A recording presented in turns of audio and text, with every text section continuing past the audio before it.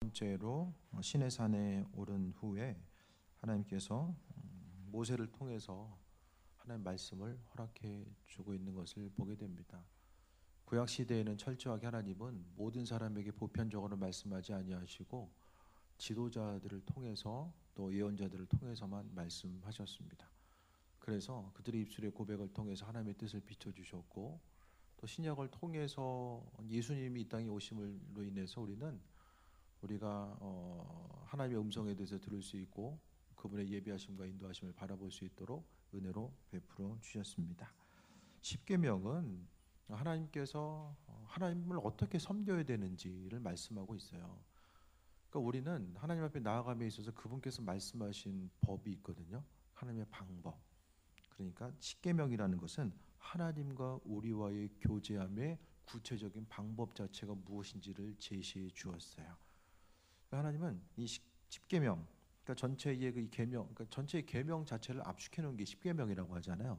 이 십계명의 내용을 통해서 하나님과 우리와의 어떤 그 관계성이 어떤 방향으로 이루어져야 되는지를 말씀하고 있고, 우리가 아는 것처럼 십계명의 1계명부터 4계명까지는 하나님과의 우리와의 관계성이고, 나머지 계명 자체는 사람들끼리의 그 관계성 자체를 말씀하고 있어요. 그러니까 계명상으로 보면 이 개수로 시작하게 되면은 하나님과의 관계보다 이웃 한 사람 한 사람의 관계성을 훨씬 더 중요하게 또 부각시키고 있는 것에 대해서 보게 됩니다. 그러니까 특별히 어떤 그 종교적으로 보더라도 다른 종교는 사람과의 관계성 자체가 하나님께 행한다라는 이런 그 개념 자체가 성립이 거의 안 돼 있어요. 그런데 하나님께서 그분께 나아가는 방법이 이웃 한 사람 한 사람 그 관계성을 통해서 하나님을 바라보게 된다라는 것을 또 특별하게 더 이 십계명의 내용을 통해서 강조하고 있는 것을 보게 됩니다. 그래서 말씀을 볼 때마다 우리는 하나님에 대해서 알아가고 그 하나님의 뜻과 인도하심이 무엇인지를 분별히 알 수 있는 그 은혜를 경험하게 됩니다. 하나님이 이 모든 말씀으로 말씀하여 이르시되, 좀 말이 어렵죠? 하나님이 이르시되 하면 되는데 말씀으로 말씀하여 이르시되라고 이야기하고 있어요. 말씀이 두 번 강조하고 있죠. 하나님의 인도하심, 많은 부분에 있어서 가장 보편적인 것은 계속 강조드리지만 성경 말씀을 통해서 강조하고 있어요. 그러니까 내 생각과 내 관점, 내가 선택하려고 하는 그 일이 온전한 것인지 아닌지는 철저하게 하나님 말씀 앞에 물어봐야 됩니다. 물어보지 않으면 사람이 생각과 경험을 통해서 판단하게 되고 스스로의 이성을 통해 판단하게 되는데, 그것 자체가 사람 본성에서 나오는 것이 도움이 될 때도 있지만 많은 경우에 있어서의 어떤 위험성으로 자리 잡을 때도 많이 있잖아요. 그러니까 우리는 철저하게 하나님의 말씀, 이 그 말씀으로 말씀만 이르셨다라는 것은 말씀을 계속해서 강조하고 있는 것을 보면 이 성경 말씀 하나님의 계명의 테두리 가운데서 우리에게 그분의 뜻을 비추셨다라는 사실을 우리는 신뢰해야만 합니다. 이한영 목사님은 큐티할 때 그런다고 하잖아요. 자신의 오늘 가지고 있는 문제를 하나님께 물어보고 그 주시는 그날 본문을 통해서 하나님 주신 응답을 발견하는 거예요. 근데 상관없을 것 같은데 저도 요즘 이제 좀 그렇게 큐티를 좀 해보려고 하거든요. 말씀을 통해서 분명히 주시는 것들이 있어요. 각각 여러분의 삶의 여정 가운데 만나게 되고 경험되는 일들이 그날 하루 큐티 본문을 통해서 하나님께서 답을 주시는 예들이 상당히 많이 있습니다. 그러니까 마음 문을 열고, 왜냐하면은 성경 말씀이라는 것은 고착되고 굳어진 것이 아니라 그 말씀이 살아 역사하면서 이 말씀이 하나님의 방법과 그 은혜 가운데, 그러니까 성경 말씀은 지금 살아있는 우리의 삶의 현실 가운데 영향력을 주잖아요. 그러니까 말씀이 살아있기 때문에 2000년 전 성경 보면은 지금 출애굽기 하면은 몇 년이에요? 3000년도 더 됐는데 이 말씀 자체가 우리에게 힘을 주고 있고, 또 우리가 지금 여호수아 말씀을 통해서도 이 경계를 이루고 있는 그 부분을 보면은, 아니 지파별로 땅 분배한 게 나랑 무슨 상관이 있을까 하지만 그 가운데서 하나님의 각각의 삶을 통해서 이 본문 말씀을 통해서 내가 오늘 알길 원합니다. 계속해서 집중하다 보면 하나님께서 그 말씀을 통해서 우리에게 분명하게 주신다라는 거야. 오늘 본문을 통해서도 말씀으로 말씀하여 이르시되라는 것은 동일한 맥락 가운데 우리가 볼 수 있지 않을까. 그러니까 삶의 순간순간 하나님 말씀을 그날 하루에 허락하신 큐티 말씀을 통해서 발견하려고 했을 때에 하나님께서 은혜 더하여 주시고, 또 주셨으면 저녁 시간에 나와서 하나님 그 큐티 말씀을 통해서 내게 이런 마음의 감동, 은혜를 주셨는데 이 말씀이 구체적으로 무엇인지 내가 깨달아 알기 원합니다. 간구하면 그 말씀 따라서 또 허락하시고 인도하시고 예비하심을 경험할 수 있게 됩니다.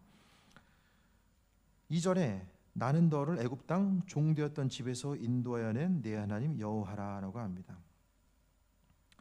오늘 우리가 지금 읽는 성경이 출애굽기잖아요. 출애굽. 그러니까 지금 이스라엘 민족들 가운데서 애굽에서 나와가지고 어떠한 일이 이루어졌다. 그러니까 제목은 그 나름대로 아주 중요한 그 목적을 가지고 이제 제목이 붙여진 거예요. 창세기는 말 그대로 하나님께서 세상의 주인 되심에 대해서 세상 모든 것을 창조하시고 하나님 자신이 주인이라는 사실을 우리에게 이야기하고 있고, 또 출애굽기라는 것은 어두운 곳, 사람들이 보기에 쉽고 편해 보이고 화려한 곳이지만 하나님 보시기에는 그곳이 믿는 백성들이 있어야 될 곳이 아니라는 사실에 대해서 이야기하면서 하나님과 교제하는 그곳이 출애굽 이후에 광야 생활 같다라고 할지라도 믿는 사람이 있어야 될 곳이 광야 같다라고 할지라도 하나님과 교제의 순간이 있을 수 있으면 거기가 바로 하나님의 백성이 거할 곳이라는 것에 대해서 말씀하고 있습니다. 그러니까 무슨 아무리 좋은 집 살아도 초가 삼간에 주님과 교제하면서 사는 것이 더 온전한 모습이다. 그것이 바로 이제 출애굽기를 통하여서 말씀하고 있고, 또 이스라엘 민족들에게 하나님이 누군지에 대해서 지금 계속 설명해 주고 있는 거예요. 그래서 2절에 나는 너를 애굽 땅 종되었던 집에서 인도해낸 내 하나님 여호와다라는 2절의 말씀이 구약 전체를 통해 흘러가요. 하나님이 나 자신이 누구다라고 이야기함에 있어서 성경 계속해서 보시다 보면은 이 출애굽 사건을 계속해서 강조하거든요. 그러니까 이스라엘 민족들이 그 민족을 이루고 형성함에 있어서 출발점이 출애굽이라고 말씀드렸잖아요. 그러니까 국가의 개념, 이스라엘 민족들이 국가라고 이루어지는 하나 이스라엘 민족이라고 하는 단위 공동체는 출애굽 이후로부터 보게 되는데, 그 역사가 출발함에 있어서 이스라엘 민족들과 함께 하셨던 그 하나님, 그러니까 출발부터 아담과 하와, 또 믿음의 어떤 틀을 이루었었던 아브라함, 또 민족의 틀을 이루었었던 모세, 그 순간순간마다 하나님께서는 함께 하셨던 분, 그러니까 출발점부터 종으로부터 해방되었던 분이 바로 하나님이라는 것. 이스라엘 민족들이 그 아브라함이 우상을 섬기던 자에 있었지만은, 그 집안에 있었지만은 거기서부터 새로운 출발, 구출함으로 함께 하시는 분이 바로 하나님이라는 것.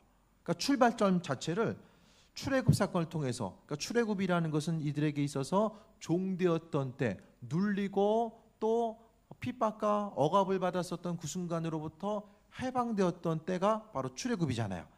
그러니까 그 출애굽한 하나님이라는 것은 이스라엘 민족들을 항상 도우시고 위기와 환난과 어려움으로부터 구원해 내신 분, 이것은 지금 현재도 구원하시고 앞으로도 구원하실 분이라는 사실에 대해서 강조하고 있는 것이 바로 2절의 한마디예요. 나는 너를 애굽 땅 종되었던 집에서 인도해낸 내 하나님 여호와다. 이 한 구절 통해서는 뭐 우리가 읽기에는 그냥 이스라엘 민족들 종되었던 집에서 구출해냈구나, 그냥 그렇게만 생각할지 모르겠지만은 이 한 구절을 통해서 하나님과 이스라엘 민족들 가운데서의 이 관계성이 나타난다는 거예요. 네. 그 애들이 말 안 들을 때도 부모님이 예를 들어서 내가 너 얼마나 힘들게 난 줄 알아? 이거 이제 얘기하면은 자식 된 자로서 별로 할 말이 없잖아요. 마찬가지로 내가 누군지 알아? 니들 구출해낸 난 나야. 이거 이 한마디를 통해서 하나님은 관계성, 하나님의 존재 이유와 목적, 행하셨던 이 전부를 나타내는 게 바로 이 한마디입니다.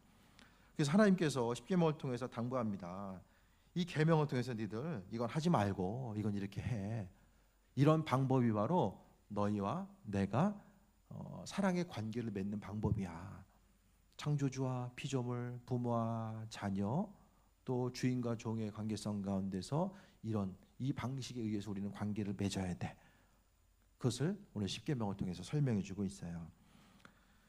3장 1절에 너는 나 외에 다른 신들을 내게 두지 말라라고 합니다. 다른 신들이라는 건 누구냐면 가나안 땅에 있는 수많은 잡신들. 그러니까 지금도 고고학적으로 발견하면은 이런 형상들, 우상의 형상들이 발견 안 되는 곳이 없어요. 파는 데마다 다 나오게 됩니다. 그러니까 이것을 통해 보게 되면 이스라엘 민족들이 우상 숭배를 얼마나 심하게 했던가를 보게 되고, 또 주변에 이스라엘 민족들 이전에 존재했었던 가나안 족속들이 얼마나 우상 숭배를 했는지를 보게 되는데, 나 외에는 다른 신들을 내게 두지 말라라고 합니다. 이 말라라는 것은 우리는 하지 마, 뭐 강조했을 때 절대 하면 안 돼, 이런 강조점이 붙잖아요. 이스라엘 민족들에게 있어서 히브리어도 하지 말라는 것은 이제 단기가 있어요. 언어의 강도가 아주 구체적으로 이제 강조가 돼요. 나타나요. 말에 이제 하지 말라는 부정적인 의미도 아주 강한 부정이 있고 약한 부정이 있는데, 다른 신들을 두지 말라라는 것은 아주 강한 부정이에요. 절대 하지 말라는 것이고, 이거 하면 너니 큰일 난다, 이거 하다 죽는다, 이런 강력한 의미성 자체가 두지 말라라는 의미성에는 담겨 있는 거예요. 그러니까 유대인들이 이 말씀을 볼 때에 다른 신을 두지 말라라고 했을 때에 우리는 일단 한글 그대로 보게 되면은 그냥 하지 말라나 보다, 그게 아니라 이스라엘 민족들이 이 원어를 통해서 읽게 되면은 이거 하다 죽을 수도 있겠구나, 이런 확 다가오게 되는. 그러니까 유대인들은 축복이죠. 구약 성경을 원문 그대로 이해할 수 있는 것 자체가 축복인데, 불행한 것은 신약 성경은 아예 모른다. 신약 성경을 읽으면 예를 들어서 그거보다 좀 더한 거예요. 이단 사이비 종교 갖다가 거기 있는 경전들 있잖아요. 그거 갖다 보는 것과는 비교할 수 없을 정도로, 그러니까 하나님 보시기에는 이 저주의 대상이 될 수 있는 그런 내용들이죠. 그래서 철저하게 이들은, 저희도 몇 번 말씀드렸는데요, 신약 성경은 금서예요, 금서. 유대인들은 뭐 본토에서는 거의 접근할 수가 없고 보려고도 하지 않고, 대부분 이제 미국이나 서방 국가에 흩어져 있던 사람들이 대부분 이제 유대인들은 나름대로 유대인 학교를 다니거든요. 근데 대학은 다른 이제 많은 대학들을 다니잖아요. 일반 보편적인 대학들. 거기서 이제 복음을 많이 접하게 되고, 그것을 통해서 예수님이 유대인이구나, 이걸 통해서 사람들이 충격을 받기 시작합니다. 그러니까 그들은 신약 성경, 그러니까 우리가 알고 있는 사복음서를 통해서 그들은 정말 많은 은혜를 받아요. 요한복음이나 사복음서, 거기서 나타나는 예수님, 사복음서를 통해서 예수님이 가장 많이 등장하잖아요. 그 예수님을 통해서 은혜 받고 나아갑니다. 장단점이 다 이제 있게 되는데, 어쨌든 본문의 의미성 가운데서 중심을 보게 되면 하지 말라라는 것은 그만큼 최우선순위로 이야기하는 것. 그러니까 우리의 삶에 있어서 다른 신들을 이들이 왜 두었을까요? 말씀드리지만은 다른 신들을 두었다라는 것은 마음의 평안과 위안을 받을 수 있는 하나의 대상, 나를 도울 수 있다라고 생각하는 내 의지의 대상, 그것을 통해서 내 육신의 이득을 얻을 수 있다라고 생각했던 것, 그러니까 하나님의 자리를 대신 차지했던 것이 바로 다른 신들입니다. 그러니까 가나안 땅에 들어가서 신명기의 내용은 지금 현재 있는 일도 이야기하지만 앞으로 가나안 땅에 들어갔을 때에 그들이 만나게 될 환경에 대해서 이야기하면서 출애굽기를 통해 말씀하고 있고, 또 한 번은 언제 이야기하죠? 신명기를 통해서도 믿음의 다음 세대들에게 또 신명기를 통해서 말씀하고 있어요.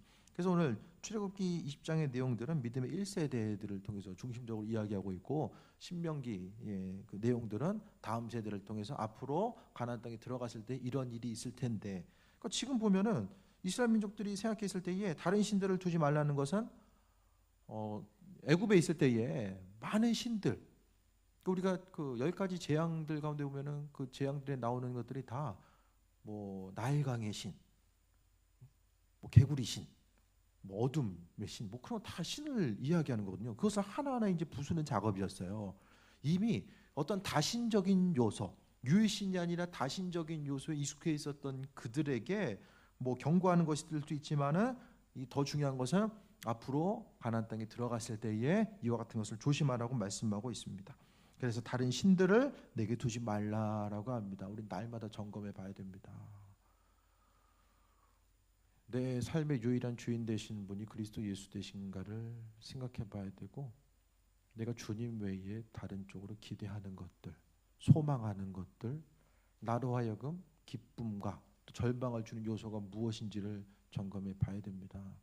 여기 보이는 것은 눈에 보이는 다른 신들을 의미하기도 하지만, 지금 이 시대를 살아가는 우리들의 삶의 여정 가운데서 각각의 너무나도, 그러니까 지금은 이 당시에는 사회가 단순합니다. 대부분 사람들이 다 비슷해요. 비슷한 거 먹고 비슷한 생활을 하고 비슷하게 움직이고 다 비슷하잖아요. 근데 지금은 사회가 다변화되고 복잡해졌어요. 사람들이 경험하고 움직이는 것들이 다 복잡하고 다변화되어 있기 때문에 그 가운데서 한 사람 한 사람이 서로 의지하고 마음의 중심을 두고 생각하는 것들이 많은 부분 달라지게 됩니다. 그래서 스스로 의지하는 그 부분이 무엇일까에 대해서 날마다 돌아봐야 되고, 내 심령 가운데 결국 다른 신들을 두지 말라는 것은 주인이 누구냐, 주인의 문제를 지금 예수님께서 말씀하고 계시고, 하나님께서 주인의 문제를 체크하고 있는 거예요. 주인이 누구인가?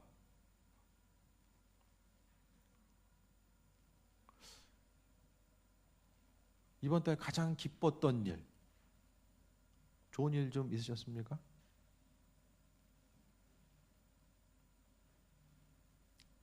표정이 별로 좋지 않아요? 좋은 일 없어요? 안 좋았던 일은 많이 생각나는데 좋은 일 별로 없어요?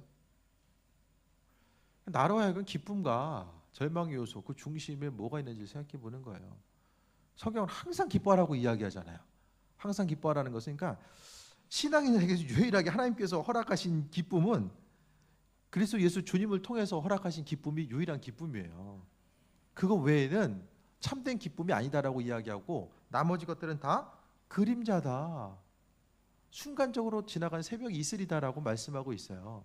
참된 기쁨은 예수님께서 우리에게 주신다라고 말씀하고 있고, 이 믿음의 원리와 원칙, 예수님만이 우리의 기쁨 되신다라는 그 원칙이 무너지게 되면 삶에 있어서의 절망의 요소가 다가올 수밖에 없음을 이야기합니다. 그래서 첫 번째로 이스라엘 민족들 가운데 하나님께서 계명을 주신 것도 첫 번째는 정말 중요한 거거든요. 계명에는 첫 번째의 요소로 온 이유가 있어요. 하나님께서 그만큼 하나님과 우리와의 관계성 가운데서 다른 신들을 내게 두지 말라고 하는 것은 그분이 주인 되신 분, 내 삶에 있어서 주인 되시는 분이라는 사실을 분명히 기억하라는 거죠. 복음성과 가사 가운데서도 우리는 잠시 피었다 지는 꽃이다. 그게 아주 그냥 마음속에 많이 두드리더라고요. 순간적으로 피었다가 지는 꽃인 거예요, 우리는. 그러니까 순간 피었다 없어지기 때문에 나 자신이 누군지를 분명히 파악을 해야 되고, 또 하나님과의 관계성 가운데서 모든 것을 점검해 보지 않으면 안 된다라는 것을 말씀 가운데 또 보게 됩니다. 그래서 나 외에는 다른 신들을 두지 말라는 것은 하나님만이 유일한 주권자, 또 주인 되시고 인도자 되신다라는 것을 잊지 말라는 거죠. 결국 사람이 절망스러울 때는 희망을 잃어버릴 때가 가장 절망스럽거든요. 인생이 우울하고 우울증으로 발전하고 모든 것들도 다 결국엔 희망을 잃어버렸기 때문이에요. 희망이 있는 사람은 절대로 인생 우울해지지 않습니다. 근데 그 희망을 잃어버리니까 어떻게 할 바를 모르는 거예요. 하지만 그 모든 일들 가운데서 그리스도 예수 주님께서 주인 되심에 대해서, 하나님께서 주인 되시기 때문에 내 인생을 책임지신다라는 그 믿음의 소망, 그 고백 위에 살아가고자 했을 때에 앞으로 새 먹고 나아가는 거죠. 환경만 바라보면 우울하지 않을 인생이 어디 있겠습니까? 날마다 기쁨과 소망과 만족함 주시는 거 보면서 한계가 있죠. 아닌데 맞는 것처럼 한계가 있잖아요. 근데 아닌 건데 맞는 게 되려면 어떻게 해야 돼요? 하나님이 움직이셔야만 가능한 거죠. 그분께서 소망과 기대함을 주심 따라서 현실의 삶을 통해서 만족감을 누리는 거, 물론 주신 환경 가운데 감사해야 되지만, 믿는 사람들이 세상을 살게 하는 유일한 길은 그리스도 예수를 향한 소망함과 기대함, 그게 사실 전부입니다. 나머지 것들은 그분께서 일하실 것에 대한 기대함 가지고 그분께서 때를 따라 공급하시고 함께 하시고 일하심을 발견하면서 살아가는 거죠. 4절 봅니다. 너를 위하여 새긴 우상을 만들지 말고 또 위로 하늘에 있는 것이나 아래로 땅에 있는 것이나 땅 아래 물속에든지 어떤 것의 형상도 만들지 말며. 형상 하나님 만들지 말라고 했어요. 왜 만들지 말라고 했을까요? 하나님 형상 만들지 말래요. 여기 크게 가지고 예수님 형상 갖다 놓으면 어떨까요? 왠지 기도가 더 잘 될 것 같지 않아요? 네? 아니, 보이는 게 있으면 사람이 좀 피부로 더 와닿잖아요. 왜 하지 말라고 그래요? 카톨릭은 이렇게 뭐 예수님 형상, 뭐 마리아 형상 다 갖다 놓잖아요. 상 하나 펴놓고 다 거기다 모셔두잖아요. 왜 우리에게 하지 말라고 그랬을까요? 생각해 보셨어요? 한 번쯤? 종교개혁 이후로 다 없앴어요. 있었던 형상 자체는 종교개혁가들이 다 없앴거든요. 그래도 형상 좀 하나 있으면은 뭔가 좀 집이 좀 하나님의 가정, 믿는 가정 같고, 없는 것보다 좀 있는 게 낫지 않을까 했는데 철저하게 없앴어요. 잘 생각해 보세요. 형상을 만들면 뭐 때로는 눈에 보이는 뭐 형상이 있으면은 우상 숭배한다 보이기 때문에 그 형상을 더 의지하게 된다. 뭐 맞는 말도 같아요. 근데 어차피 뭐 형상이라도 그게 뭐 예수님이면은 뭐 하나님의 형상이다. 그러니까 예수님이다. 그러면은 뭐 예수님 형상 갖다 놓고 그것을 통해서 계속 섬기는 것이 뭔가 좀 헷갈리는 부분이 있잖아요. 근데 좀 더 쉽게 말씀드리면은 형상이 있으면 하나님이 형상 가운데 같이 있는 거예요. 눈에 보이는 형상이 있으면 왠지 하나님 나와 함께 하시는 것 같은데 형상에 익숙하다 보면 형상이 없으면은 왠지 내 주변에 계신 것 같은 그 친밀감 자체가 다시 눈에 보는 것보다는 덜 할 수 있다라는 거죠. 하나님은 형상 가운데 갇혀 계시는 분이 아니라 언제 어디서나 우리의 심령 가운데 계시고 우리가 거하는 그곳에 날마다 동행하시고 눈에 보이는 형상이 아니다라고 할지라도 하나님은 시간과 장소를 초월해서 우리의 심령 가운데 함께 하시고 은혜로 베풀어 주시는 분, 그분을 강조하기 위해서 또 오늘 형상에 대해서 만들지 말라고 이야기합니다. 근데 가나안 땅에 살고 있었던 이들은 다 형상 만들었어요. 이게 지금 다 하늘에 있는 거, 땅에 있는 거, 물속에 있는 거, 땅 아래 물속에 있는 거 다 만들었던 거예요. 그래서 하나님 그거 하지 말라고 이야기합니다. 어떻게 생각하면 하나님이 그 다른 대상들과 비교되는 것에 대해서 좀 기분 나쁘지 않았을까? 이 당시에는 다신교예요. 다신교. 분명히 하나님의 형상 어떤 거 만들겠으면은 그 옆에 쭈루룩 다른 형상도 다 세워놨을 거예요. 하나님은 그 부분 용납하지 않았던 것으로 보여지게 됩니다. 눈에 보이든 보이지 않든 하나님의 은혜와 인도하심. 그러니까 믿음 생활은 다 말 그대로 믿음으로 취하는 거예요. 성경 말씀에 나와 있는 것들을 말씀에 있는 사람도 그냥 그랬구나. 이 말씀 붙들고 이 사람도 이렇게 축복받고 이 사람도 이렇게 살았네. 아 그런가 보다. 그게 아니라 그 성경에 있는 한 사람 한 사람이 이야기가 내 것으로 가져오길 위해서 그렇게 생각하면은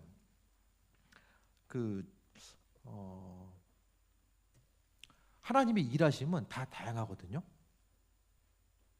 각각의 많은 경우 다 다양합니다. 어떤 사람에게는 이렇게 일하시고 어떤 사람에게는 이렇게 일하시고 각각의 다양하게 하나님께서 일하시긴 하지만 그래도 하나님께서 믿음으로 취하는 사람, 하나님이 내 옆에 있는 사람에게는 이런 계획을 갖고 내게는 이런 계획을 갖고 있어요. 그런데 옆에 있는 사람의 계획에 대해서 내가 하나님께서 그 사람의 그 모델 또 나도 그 사람처럼 되게 해주실 것에 대한 기대함과 소망함이 내 안에 있고 믿음으로 내가 간구하고 가져오고자 했을 때에 하나님께서는 그 마음을 바꾸시고 인도하시고 함께 하신다라는 것에 대해서도 우리가 볼 수 있게 됩니다. 하나님은 성경에 보면 하나님 마음을 바꾸시잖아요. 하나님 왜 마음을 바꾸실까? 어떤 사람을 통해서? 믿음 있는 사람들을 통해서 하나님은 그 마음을 바꾸시고 인도하신다라는 것에 대해서 보게 됩니다.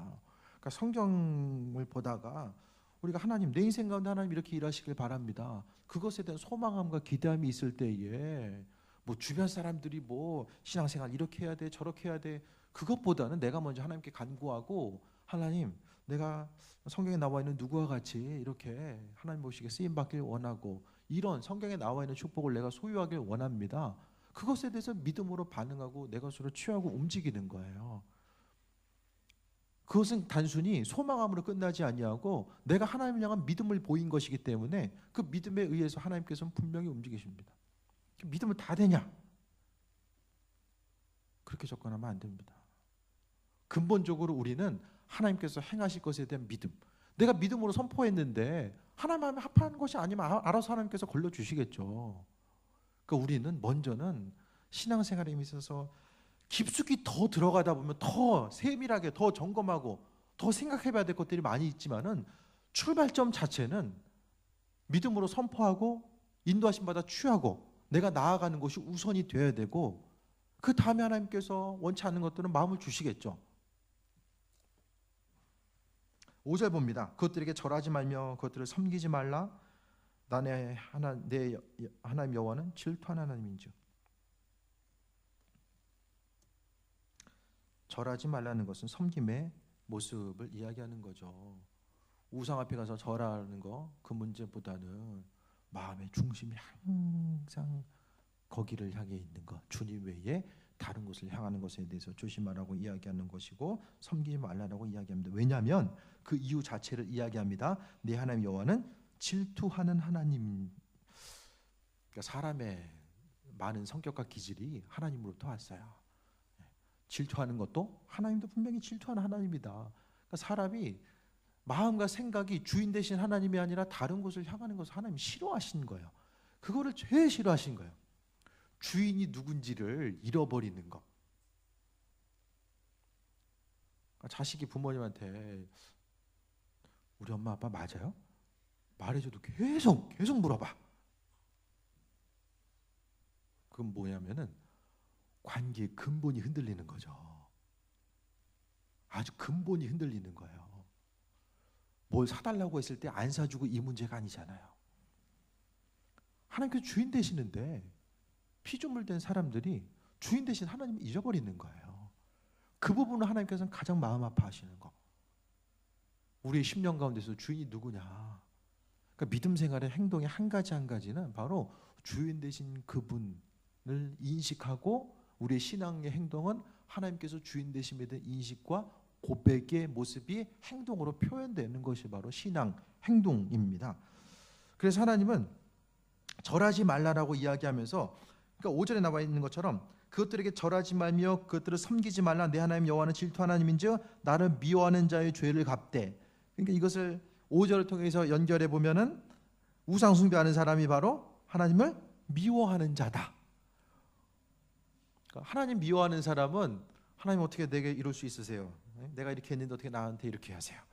그것뿐만 아니라 마음의 중심이 마땅히 기도할 제목이 있으면 하나님께 나와야 되고, 그분과의 관계를 통해서 해결해야 될 수많은 것들이 있는데 시선이 다른 곳을 향하고 다른 방법을 찾고자 했을 때에 그것이 바로 나를 미워한다, 하나님 미워하는 행동이라고 이야기합니다. 그러니까 그 1계명과 2계명, 다른 신을 두는 것과 또 우상을 만들고 절하는 것, 그러니까 하나님 외에 다른 쪽으로 마음의 중심을 두는 것 자체가 바로 오늘 말씀을 통해서 하나님은 자신을 미워하는 것으로서 여기신다라고 이야기하는 거예요. 그러니까 지금까지 내용의 강조점을 보면 다른 신들을 두지 말라, 절대 섬기면 안 돼, 그것에 대해서 말씀하시면서 또 5절 가운데서 나를 미워하는 자들, 그들에게는 그 죄를 갚는다라고 말씀하고 있어요. 하나님 우상숭배 얼마나 싫어하시나. 우상숭배라고 하면 좀 어려울 수 있으니까 주인을 잃어버리는 것을 얼마나 싫어하시나 그거죠. 그러니까 어려움이 있을 때에 하나님께 나아가야 되는 거예요. 주인이 그분이기 때문에 종된 우리의 삶을 그분께 나아가는 것이고, 내가 피조물이고 또 하나님의 자녀이고 주인된 그분을 통해서 내 삶이 영위되어야 된다는 사실을 항상 잊지 않는 거예요. 그것이 바로 겸손한 삶의 모습이죠. 그러니까 하나님께서 성경을 통해서 가장 싫어하시는 죄를 제가 목회 초반부터 두 가지 말씀드렸잖아요. 우상숭배하고 교만한 죄를 하나님 싫어하신다. 그러니까 결국 우상숭배와 교만은 하나인 거죠. 한 세트죠. 주인을 잃어버린 거야. 그러니까 주인 잃어버린 사람의 특징은 날마다 근심 걱정해요. 주인을 잃어버리기 때문에. 물론 믿음으로 나아가도 환난과 어려움이 있죠. 하나님께서 환난과 어려움을 피하게 하실 때도 있지만 그대로 통과하실 때가 있잖아요. 그때는 어떻게 해야 돼요? 믿음으로 버텨야 될 때가 있는 것 같아요. 분명히 하나님께서 감당할 만한 시험만 주시고 또 환난 당할 때에 피할 게 주신다라고 말씀하셨잖아요. 하나님의 도우심 가운데 나아가는 우리의 삶은 그분께서 내 삶을 세밀하게 다루어 가시고 인도해 가신다는 사실에 대한 소망함과 기대함을 가지고 나아가는 것입니다. 나를 미워하는 자에게는 하나님께서 죄를 갚는다라고 합니다. 아버지부터 아들에게로 3, 4대까지 이르게 하신다라고 말씀합니다. 결국 우상 숭배의 죄는 성경을 통해서 보면 흘러간대요. 흘러가는 우상 숭배의 죄, 그런 것들을 우리가 우리에 대해서 끊고 그 우상 숭배의 죄를 축복의 통로로 바꿔 나가야죠. 3, 4대까지 이르게 하시지만 그래도 하나님께서 생각을 바꾸시잖아요. 진심으로 회개하고 하나님 은혜 가운데 나아가고자 했을 때 하나님께서는 나를 통해서 우상 숭배의 죄를 끊게 하시고 은혜 가운데 충만함으로 이끌어 가심에 대해서 발견할 수 있게 됩니다. 그러니까 주변에 보면은 신앙생활에 대해서 주변에 이제 목회하는 친구들도 보게 되고 또 목회는 안 하지만 이제 다른 쪽으로 나아가는 친구들 보면 기도로서 수고와 헌신으로서 힘든 이들을 통해서 하나님께서 은혜를 더하시고 자녀들에게까지 그 은혜와 축복이 흘러가는 것들을 많이 보게 됩니다. 그러니까 늦게 신앙생활했던 분들도 주변에 보면 누군가 기도하는 사람, 기도해주는 어머니, 기도해주는 누군가의 가족이 있을 때에 하나님께서 한 번 더 기회를 주시고 온전한 삶으로 함께 하시는 것들을 다시 한번 보게 됩니다. 그러니까 우리의 삶을 통해서 우리는 죄의 문제를 3, 4대까지 흘려보내는 자가 아니라 6절에 나와 있는 것처럼 나를 사랑하고 내 계명을 지키는 자에게 1000대까지 은혜를 베푸느니라 라고 이야기합니다. 그만큼 하나님의 사랑이 크다라는 거죠. 1000대까지 은혜를 베푸신다라는 거. 나를 사랑한다라는 것은 위의 계명들의 말씀을 근거로 했을 때에 아버지께서 주인 되심에 대해서 믿음으로 고백하고 그 아버지께서 우리에게 마음에 허락하신 대로 은혜로 허락하신 대로 믿음으로 반응하고 나아가는 이들에게 하나님께서 1000대까지 은혜를 허락하신다라고 말씀하고 있습니다. 주인이 누구인지를 고백하다 보면 때로는 주인의 말씀대로 움직이는 것이 힘들 때도 있지만 그래도 하나님께서 내 인생에 대해서 책임져 주시고 함께 하시기 때문에 어려움의 순간도 있지만 그래도 기대함과 소망함을 가지고 또 하루하루 살아갈 수 있는 그 은혜를 경험할 수 있게 됩니다.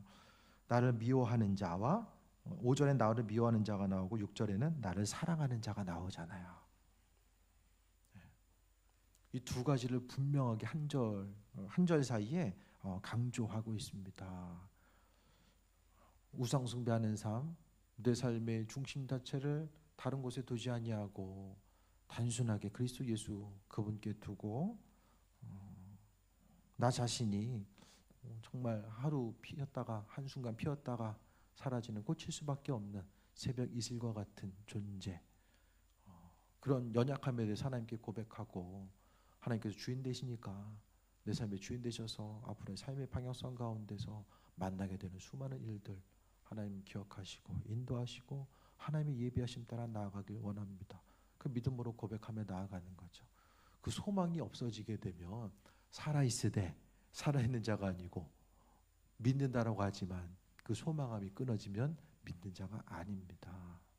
말씀 정리합니다. 하나님께서는 나를 사랑하고 계명을 지키는 자에게 하나님 사랑하는 것이 계명을 지키는 것이라고 말씀하셨어요. 천대까지 은혜를 베푸신다. 이것이 바로 아버지의 마음입니다. 반대로 나를 미워하는 자에게 천대까지, 사랑하는 자에게 3, 4대까지 하면 믿음자가 얼마나 괴롭고 힘들겠어요. 이것이 바로 본문에 나와 있는 아버지 사랑입니다. 날마다 우리를 위로하시고 새해 몰아가시고 그 위로하심과 또 아버지께 묻고자 했을 때에 이 모양 저 모양을 하나님께서 답을 주시고 은혜로 채워주셨기 때문에 우리가 지금 믿음 생활하며 여기까지 올 수 있었고, 앞으로의 순간도 마찬가지입니다. 이해되지 않는 부분들, 또 앞으로의 방향성을 잡고 나아가야 될 부분들, 다른 곳에서 듣기보단 직접 말씀을 통해서 물어보시고 듣고자 하세요. 그러면 그 사랑의 하나님, 지금도 살아 역사하신 하나님께서 여러분 10년간의 확신을 주시고 행할 바와 나아갈 바가 무엇인지를 온전히 깨달아 알게 하셔서 의의 길로 복된 길로 함께 해 주실 것입니다. 사랑의 하나님께서 날마다 우리의 삶의 전 가운데 함께 하심에 대해서 다시 한번 기억하고, 오늘 1절의 말씀처럼 하나님이 이 모든 말씀으로 말씀하여 이루시되라고 했었던 이 하나님 말씀에 근거해서 여러분의 삶의 신앙생활의 방향성을 온전히 찾아갈 수 있는 귀한 삶이 되시길 축원드립니다. 우리 또 찬양하고 기도하겠습니다.